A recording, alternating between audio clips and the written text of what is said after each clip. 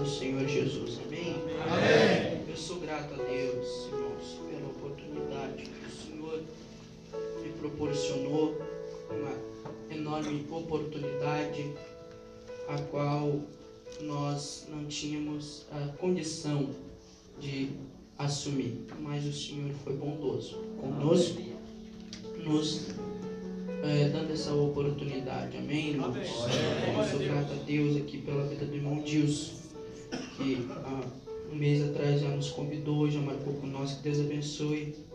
Irmão Nelson, que tem permitido nós estar aqui, Deus abençoe. Da mesma forma, pastor Rodoni de Parobé, que Deus abençoe, enfim, toda a direção do Desafio Jovem, aos irmãos, aos internos. Eu quero deixar aqui a minha saudação a todos que vieram, que veio com nós também, nosso coral, ali da nossa congregação, junto com meu pai encarregado, irmão Jacir, líder da juventude. Enfim, irmãos, a todos, nós somos gratos a Deus. Amém? A palavra está em João, capítulo 6. E o versículo é 37. Glória a Jesus. Aleluia. O mais importante é saber que Ele está aqui nesse lugar. O mais importante é saber que Ele já chegou aqui nesse lugar. 6:37 de João. Quem achou, diga amém. Amém. Sentado mesmo, nós vamos fazer a leitura da maneira que você está. Tudo o que o Pai me dá virá a mim, e o que vem a mim, de maneira nenhuma lançarei fora. Tudo o que o Pai me dá virá a mim, e o que vem a mim, de maneira nenhuma lançarei fora. Amém? Você pode dar glória a Deus. Me convidaram para me pregar no Desafio Jovem. E sempre quando eu prego no Desafio Jovem, eu prego diferente de quando eu prego em uma igreja, em uma comunidade, em um outro lugar. Porque o envolvimento no Desafio Jovem, ele é diferente, né? A palavra, ela tem de ser diferente. Até porque o ambiente, ele se torna diferente. Amém? E nós estamos acostumados a pregar no culto de Desafio Jovem e ver Deus operar, ver batismo com o Espírito Santo, ver Deus agir. Glória a Deus! Porque Desafio Jovem é lugar para pentecostal. Amém? Ninguém ia deixar de vir numa vigília se não fosse pentecostal. A pessoa vem na vigília porque a pessoa é pentecostal. A pessoa vem pro culto do Desafio Jovem porque a pessoa gosta de ver o fogo, de ver Deus agir, de ver Deus trabalhar, de ver o manto descer. É tudo nesse negócio aí mesmo. O crente doido gosta dessas coisas. E o pessoal do Desafio Jovem eu sei que gosta dessas coisas também, né?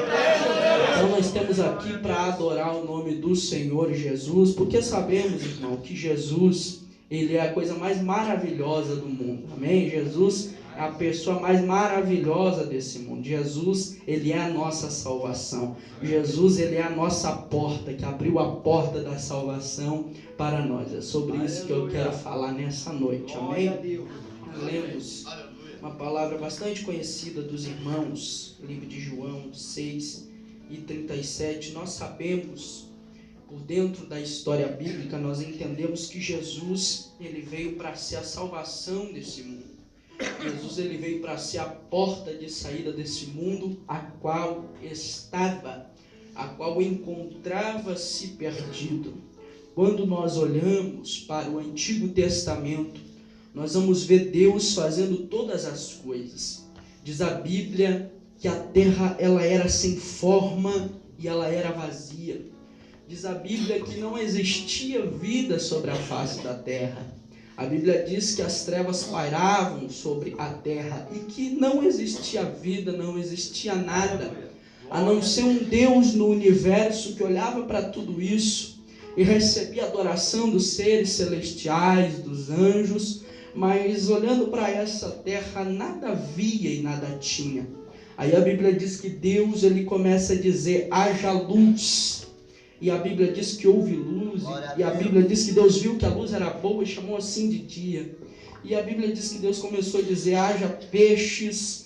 A Bíblia diz que Deus começou a dizer: haja árvore. A Bíblia diz que Deus começou a dizer: haja seres viventes sobre a terra.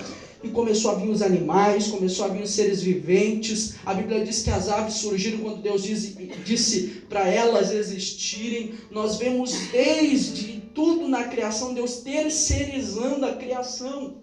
É importante nós ver isso, que quando Deus, Ele diz: haja o peixe, haja os seres viventes da água, a água fez isso produzir. Ele diz: a água produz os seres viventes que vai viver na água, a terra vai produzir a árvore, e os animais ali estarão para ter o seu sustento, a sua alimentação e assim por diante. Nós vemos que Deus, Ele vem terceirizando desde o início toda a criação, dizendo isso, haja e haja aquilo. E nós vamos entender então que o peixe da água, o ser vivente da água, ele não vai conseguir sobreviver na terra, ok? Por quê? Porque a sua vida, o seu oxigênio, ele vem da água, está na água. Ou seja, da mesma forma, da mesma maneira, se você tirar a árvore da terra, ela não vai conseguir viver na água, não, porque a sua raiz, ela tem que estar ligada na terra para tirar o suplemento, para tirar o seu fortalecimento, para continuar sendo uma árvore. Aí quando Deus vê que tudo isso era bom, era perfeito, era maravilhoso, a Bíblia diz que Deus deixa o trono da sua glória, e agora Ele vai descer na terra, porque Ele não vai dizer terra produza o homem, Ele não vai dizer água produza o homem, Ele não vai dizer árvore produz o homem, não.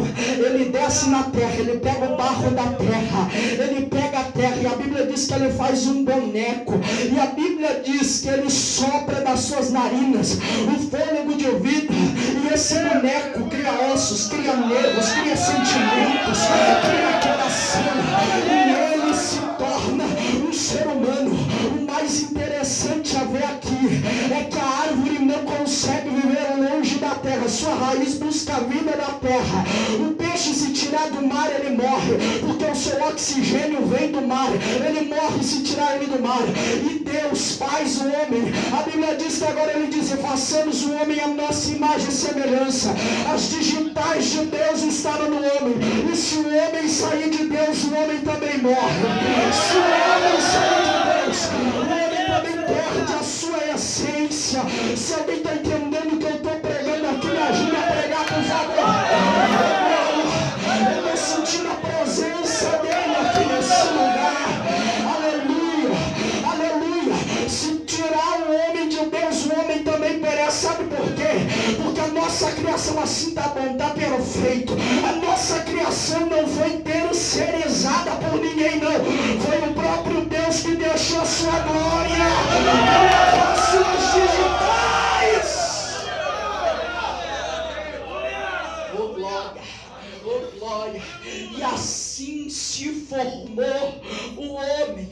A Bíblia diz que Adão, ele estava no jardim, e ele comandava o jardim, ele trabalhava no jardim, ele comandava os animais do jardim. Era um homem que não se cansava, ele lavrava a terra o dia inteiro, e ele ainda tinha um pouco mais de força, de vigor, para lavrar mais um dia inteiro ainda, porque ele não cansava. Era um homem imortal, era um homem forte. Mas a Bíblia diz que agora Deus olha para o homem, vê que o homem está só, e a Bíblia diz que Deus coloca Eva do lado de Adão, e os dois viveram no paraíso. E você sabe, até que vem a serpente, o Satanás incorporado em uma serpente, fazendo Eva pecar e fazendo também Adão pecar, fazendo eles comer o fruto proibido, o que faz com que o pecado entre no mundo, fazendo com que Adão sinta vergonha de estar nu. A Bíblia diz que agora Adão procura se esconder, e a Bíblia diz que Deus vai à procura de Adão. Sabe por quê? Porque Deus estava acostumado todas as tardes descer no jardim e conversar com Adão, mas agora o pecado de Adão faz Adão se esconder.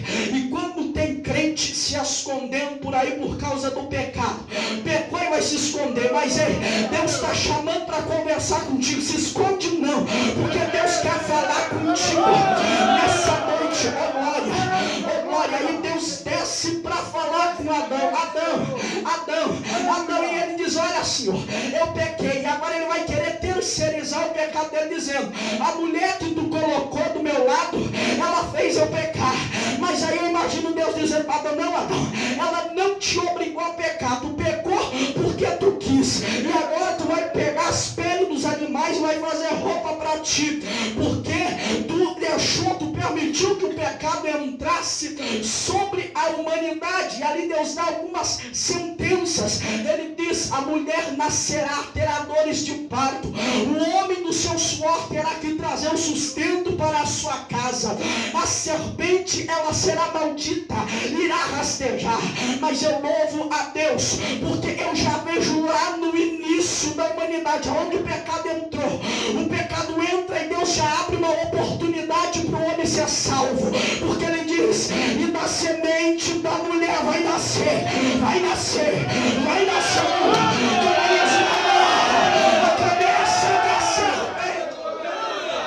Oh glória, aleluia. E nós podemos ver diversas gerações que se passaram, diversos que se levantaram, e o pecado derrubava o homem, o pecado desmanchava com o homem. Tempo da lei, pecava e era morto, pecava e não tinha salvação, era preciso ir até o sacerdote, levar ali o bezerro, levar ali o sacrifício, para que assim fosse por meio desse sacrifício encoberto o pecado, não perdoado, mas sim encoberto. Eles colocavam a mão na cabeça do homem, na cabeça do animal, para que, representando que o pecado do homem saísse dele, fosse para o animal, para assim ser sacrificado aquele animal, para encobrir o pecado do homem. E essa geração passou por muito tempo vivendo isso. Por mais que Deus dissesse: eu quero a obediência, eu não quero sacrifício, nós vamos ver que Deus levanta um homem chamado Isaías, que começa a profetizar, filho de Amós.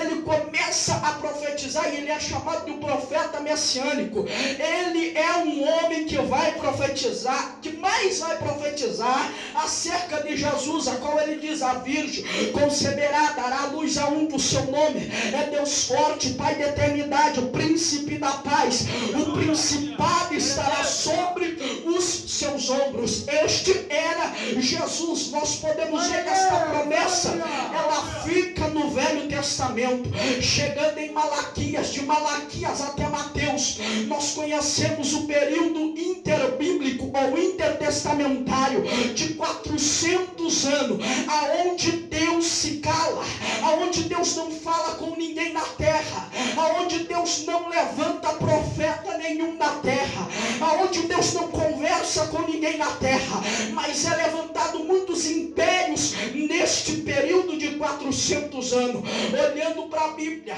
nós vamos chegar nos evangelhos, Mateus, Marcos e Lucas, conhecidos como sinóticos, porque usam a mesma linguagem para falar de Jesus. Eu preciso falar disso porque eu quero falar do evangelho de João, que é o evangelho que eu li, então eu precisei fazer isso. Então, quando nós falamos de evangelho sinótico, são os três primeiros que usam a mesma linguagem para falar de Jesus, falam das parábolas, falam dos milagres, falam dos acontecimentos. Mas João, ele é conhecido como um evangelho isolado, porque ele usa um outro tipo de linguagem. Ninguém usa a linguagem que João usa para conversar. Ninguém usa a linguagem que João usa para escrever, para falar de Jesus de uma maneira tão diferente, tão abrangente.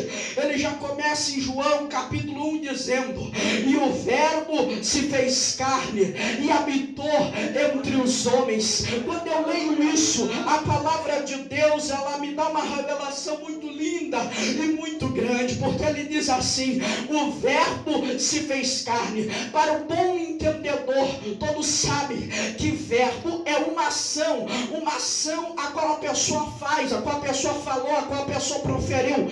Aqui no caso, a qual a pessoa profetizou há mais de 700 anos atrás. O profeta Isaías já tinha profetizado. Lá no Gênesis, Deus já tinha falado, ele vai nascer. E aqui quando João diz o verbo, ele está falando da profecia, ele está falando da palavra a qual o profeta Isaías proferiu. E a virgem conceberá, dará luz. Isso é só um verbo, isso é só uma palavra, isso é só uma promessa. Mas agora João começa o seu livro escrevendo, e o verbo se fez carne, o verbo deixou de ser palavra, o verbo deixou de ser promessa, e ele habitou entre os homens. Glória, para cumprir a sua promessa na terra. Quem está entendendo o que Deus está falando aqui nessa manhã? Oh glória, o verbo se fez carne, deixou de ser promessa e habitou entre os homens. O ministério de Jesus é um ministério que muito nos chama a atenção, um ministério glorioso. Jesus ele teve um ministério curto de 3 anos e meio sobre a face da terra. Só que nós entendemos que antes de Jesus pregar, antes de Jesus, irmão, poder aumentar o fundo aí para me ajudar? Antes de Jesus pregar, irmãos, nós entendemos por dentro da Bíblia que alguém deveria preparar o caminho para Jesus. Os judeus não acreditariam em Jesus sem que Elias não pregasse, sem que Elias não viesse reencarnado e pregasse, para que Jesus pudesse assim pregar. Deus não fez isso, mas Deus tirou da mesma unção de Elias, e ele achou um camarada chamado João Batista. E quando nós olhamos para a vida de João Batista, nós vamos entender que ele foi um profeta que pregou no deserto. Elias também esteve no deserto. Nós vamos entender que João Batista ele profetizou em um período de reis, e que Elias também profetizou no período de reis. Nós vamos entender que as trajetórias proféticas de Elias estavam marcadas também na vida de João Batista, para que assim o mesmo preparasse o caminho para Jesus. A Bíblia diz que uma voz clamava lá no deserto da Judéia: arrependam-se, arrependam-se, porque é chegado o reino de Deus. A mensagem de João Batista era uma mensagem tão simples, mas era uma mensagem de arrependimento. Hoje nós temos mensagens por aí tão eloquentes, cheias de tanta teologia e nada contra, mas não há mais arrependimento. Não há mais mover do Espírito Santo em muitos lugares. Mas graças a Deus que aqui ainda tem. Graças a Deus que nas nossas vidas ainda tem. E que viemos voltar ao Evangelho verdadeiro e simples, onde haja arrependimento. E é por isso que desafios jovens crescem por aí, abrem portas por aí. Porque quando o homem não acredita mais, e quando nas igrejas não se vê mais arrependimento e alma se rendendo, aí se abre uma porta de um desafio jovem, aonde vem drogado, aonde vem o bêbado, aonde vem aquele que é esculachado pela sociedade. E aí Deus liberta, Deus transforma, Deus cura, Deus renova, Deus levanta, Deus faz um pregador do Evangelho. Eu estou sentindo essa unção sendo derramada aqui. Levanta a mão para cima, levanta a mão para cima, que depois eu vou pregar. Pega o renovo de Deus para a tua vida, irmão. Deus está levantando uma nova geração.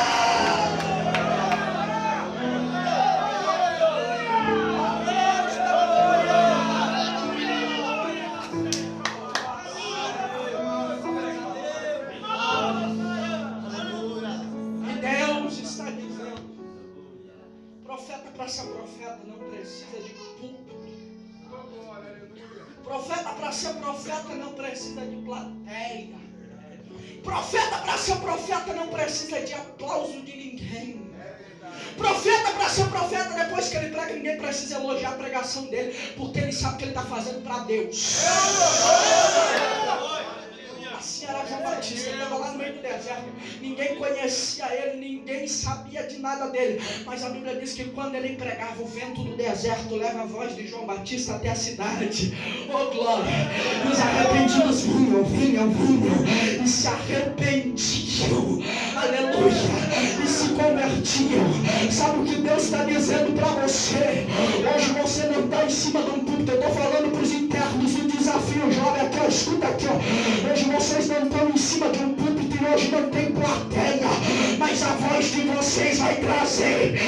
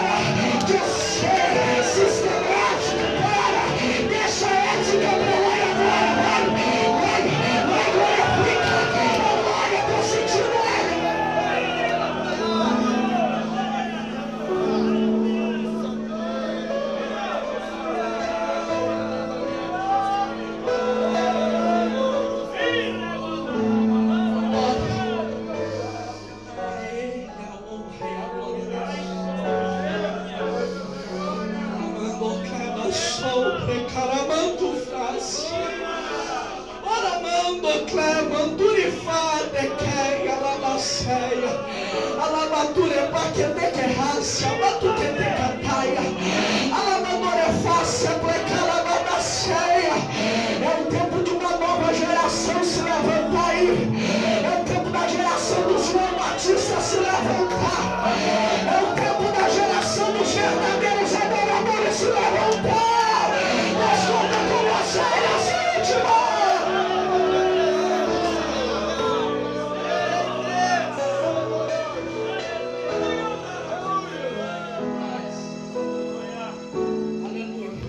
Quando João Batista ele surge pregando no deserto da Judéia, as almas ainda vêm se arrependendo.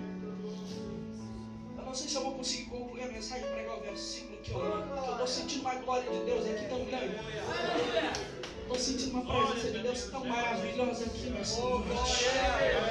João Batista ele vem, ele surge pregando. E a Bíblia diz que Jesus ele vem descendo ao encontro de João Batista. Porque Jesus precisava de uma confirmação para o seu ministério. Jesus mesmo sendo Jesus mesmo sendo Filho de Deus, ele precisava de uma confirmação para o seu ministério, mesmo sendo Filho de Deus. A Bíblia diz que Jesus ele vem descendo. Quando João Batista olha, ele diz para Jesus: como que tu vem para ser batizado até a mim, sendo que eu deveria ir até a ti? Jesus disse: olha, João, convém que toda a justiça e toda a lei seja cumprida, me obedeça. A Bíblia diz que Jesus vai até as águas, João Batista batiza Jesus. E a Bíblia diz que o céu se abre, e o Espírito de Deus desce como forma corpórea de uma pomba, repousando sobre a cabeça de Jesus. Aí Deus brada do céu dizendo: esse é o meu filho amado, em quem eu me comprazo. Levanta a tua mão direita para o céu. Vou ministrar sobre a tua vida.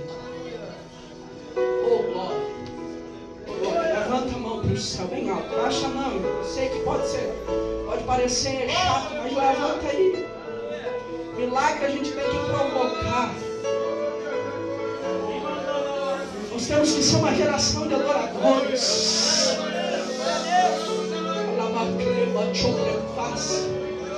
Assim como Deus confirmou o ministério do seu Filho Jesus. Escuta essa profecia, então. É profético para a tua vida. Deus está confirmando o teu ministério nessa noite. Tem gente que já recebeu, já está chorando. Tem gente que nem se mexeu ainda. Tem gente que não entendeu. Mas tem gente que já está recebendo. Deus está confirmando, olha aí. Deus está confirmando o teu ministério hoje. Deus está confirmando a tua chamada hoje. Sem confirmação não dá para pregar. Não dá para ser aventureiro, não. Mas Deus está confirmando hoje. Ei, quero Satanás, eu não quero. Quero os infernos, eu não quero. Deus está confirmando.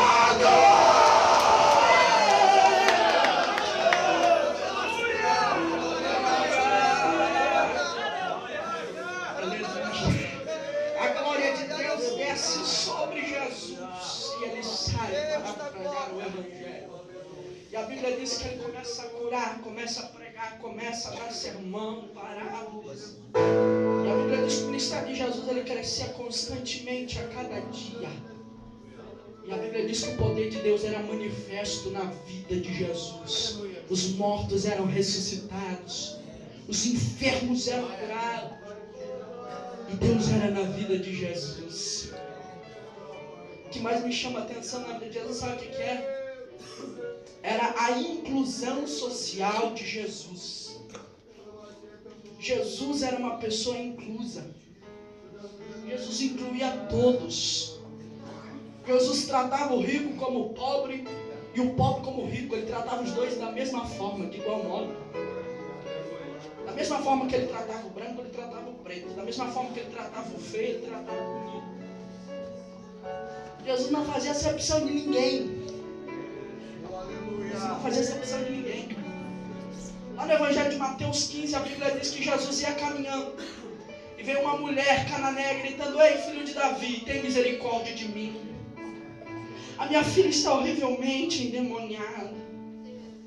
A Bíblia diz que a multidão que acompanhava Jesus impedia aquela mulher de chegar até ele, repreendia ela. Os discípulos de Jesus disseram: ei, Jesus, diz para essa mulher parar, voltar para casa.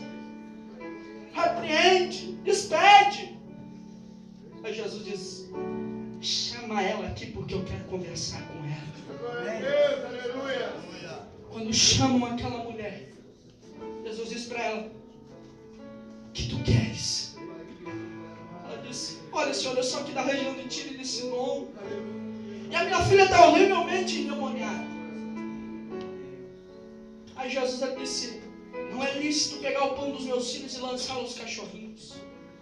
Jesus estava dizendo para aquela mulher: não é bom eu abençoar uma judia, uma mulher cirofenícia, sendo que eu vim para salvar Israel, o meu povo.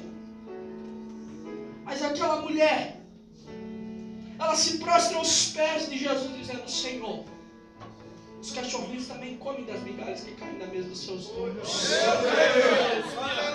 Jesus, mesmo sendo judeu, não desprezou aquela mulher por ser judia. E ele disse: vai em paz, e a tua filha já está curada. Um dia Jesus estava ensinando no templo. A Bíblia diz que se levantou um certo doutor da lei, dizendo: Senhor, quem que é o meu próximo que eu devo amar como a mim mesmo? Aí Jesus ele disse para aquele homem: descia um homem de Jerusalém para Jericó. Esse homem ele foi pego por salteadores. Esse homem ele foi pego por bandidos que bateram nele, roubaram tudo que ele tinha, jogaram ele no chão e deixaram ele meio morto. Aí passou um sacerdote, viu aquele homem naquela situação, que quem descia de Jerusalém para Jericó sabia que ia passar por um lugar perigoso, onde a criminalidade era grande. Só que aquele sacerdote passa de largo, nem olha para aquele homem. Aquele homem continua no chão, aquele homem continua deitado, aquele homem continua machucado, continua sujo, continua ferido. A Bíblia diz, Jesus ensinando disso. Depois passou um levita. Levita que carregava no seu coração, deveria carregar a adoração, a essência, a organização do culto no templo. Tudo isso era com o levita. Só que o levita, ele também passa de lá. O levita também passa e não presta a assistência que ele devia prestar. Sendo que aquele homem era do povo dele. Sendo que aquele homem exercia a mesma fé dele, a mesma religião. Jesus veio para ensinar que religiosidade não leva para o céu. Jesus veio para ensinar que o que leva para o céu é o verdadeiro amor. Jesus disse, mas agora vem descendo um samaritano, que nem tinha nada a ver com aquela situação, não era do povo dele, não era da linhagem dele, não tinha nada a ver com ele, mas quando avistou ele, pegou ele no chão, jogou azeite, jogou vinho nas suas feridas. Quando colocou ele na hospedagem, diz, olha, fica com ele aí, ó. Eu vou pagar. E se mais alguma coisa tu gastar, quando eu voltar, eu vou pagar em dobro. Sabe o que Jesus está dizendo? Que ele é o samaritano, que ele inclui a todos. Ele é o samaritano que ele quer salvar a todos. Sabe qual é a diferença do sacerdote? É que o sacerdote sobe sem nada, não tem nada. O levita sobe sem nada, não tem nada. Mas o samaritano, quando ele vai subindo, ele tem azeite para curar as feridas. Ele tem vinho para representar a alegria do Espírito Santo. E ele também tem dinheiro que representa o valor que foi pago, compro na cruz do Calvário, pela minha e pela tua vida. Sabe o que Deus está dizendo para você aqui? Escuta aqui. Sabe o que Jesus está dizendo para você? Como ele disse para os discípulos: aquele que o Pai dá a mim, de maneira nenhuma eu lançarei fora. Escuta isso aqui que é muito profético para a sua vida. Se Jesus pagou um preço pela tua vida, se Jesus morreu no Calvário, inverteu um sim pela tua vida e comprou a tua vida, quem sou eu para te impedir de chegar até Ele? Quem é o homem para te impedir de chegar até Ele? Ele vai aonde há necessidade, como aquele samaritano foi. Chegou no homem que estava caído, levantou e disse: agora tu vai ser uma nova pessoa. 2 Coríntios 5,17. Assim que alguém está em Cristo, nova criatura é. As coisas velhas já passaram e tudo se fez novo. João escreveu dizendo: filhinho, isso vos escrevo para que não pequeis, mas se pecar, saibas que vocês têm um advogado que é justo, que é fiel. Ele comprou a minha e a tua causa lá na cruz do Calvário.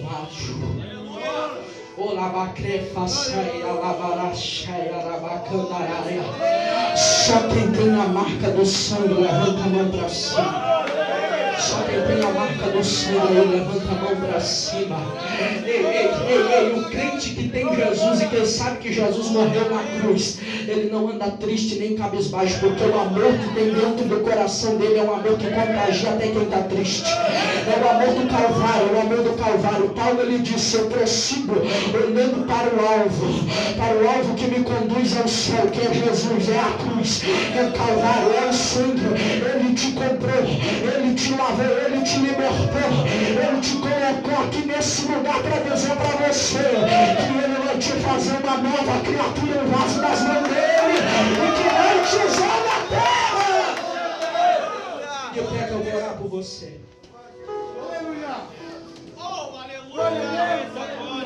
Eu sinto Deus aqui, irmão, canta um louvor aí, prepara um hino, o violão ali, prepara um solo para nós.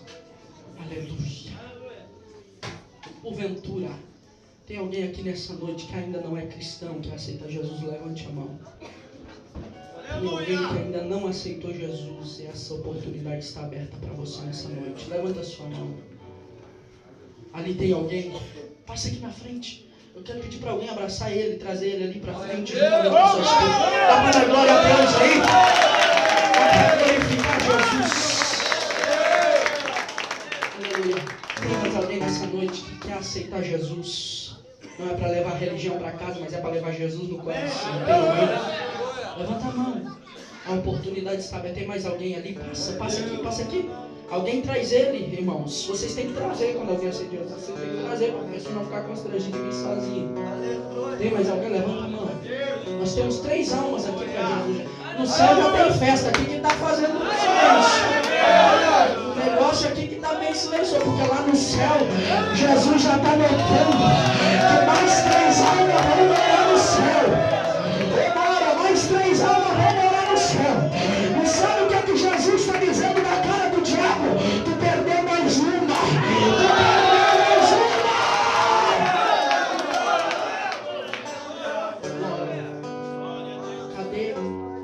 Cadê a próxima alma? Já temos 3. Cadê a 4ª alma para Jesus nessa noite? A oportunidade é essa. Você não sabe o dia de amanhã, não. Esse relógio um dia vai parar, o ponteiro não vai andar mais, não. Aí pode ser tarde. Já são 4. Mais uma aqui também. Ô, glória a Jesus. Eu nem tinha percebido, mano. Então, cadê a 5ª pessoa para aceitar Jesus? Levanta a mão. Eu tenho 5, eu quero 6. Eu tenho 5, eu quero 6. Eu vou insistir aqui. Tem mais alguém? Levanta a mão. Levanta a mão. Levanta a mão. Eu quero mais alguém aqui para aceitar Jesus. Deus falou contigo. Ele quer salvar a tua vida. Essa mensagem foi uma mensagem de salvação. Ele está dizendo para você: se você vir até mim, eu não te lanço fora. Os homens nos rejeitam, nos lançam fora. Mas Jesus, ele nunca lança um dos seus fora. Você vai ser recebido no aprisco, como ovelha de Cristo. Tem mais alguém? Não temos ninguém. Não temos mais ninguém. Só estas pessoas. Aleluia. Vocês estão aceitando a Jesus nessa noite como único e suficiente Salvador. Ele está entrando na causa de vocês nessa noite. E é tão tremendo o que Deus está me dizendo aqui. Porque há poucos dias vocês foram libertos da morte. O Espírito de Deus está me dizendo isso. Em um acidente de carro, o Espírito de Deus está me dizendo isso. Que o Espírito da morte tentou tragar a vida de vocês e a cova estava aberta. E Deus está me mostrando aqui vários projetos que vocês já tentaram concretizar, mas não conseguiram. Deus está me mostrando aqui várias portas que vocês bateram e essas portas nunca se abriram. Mas o Espírito de Deus está dizendo que mediante a atitude que vocês estão tomando hoje, Ele está entrando na causa de vocês.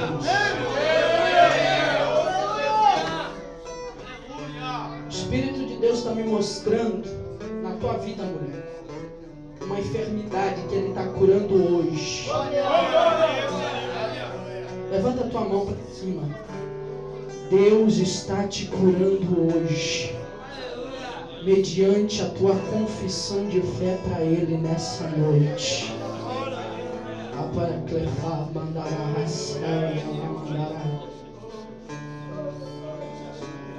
E todas as amarras estão caindo por terra. Todas as amarras estão caindo por terra. Tem mais alguém para Jesus? Levanta a mão. Não temos mais ninguém. Você que quer receber uma oração, então passa correndo aqui. Fica aí não, passa correndo. Passa correndo. Aleluia. Aleluia. Oh glória. É bom estar na presença de Deus. É bom adorar a Jesus. É bom glorificar Ele.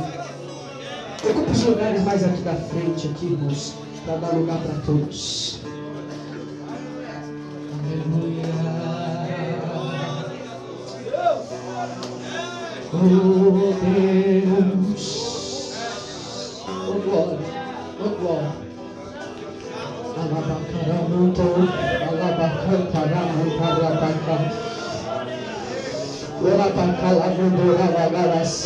Vai recebendo aí, vai recebendo aí que hoje é a tua noite. Hoje é a noite de extravasar na presença dele aqui.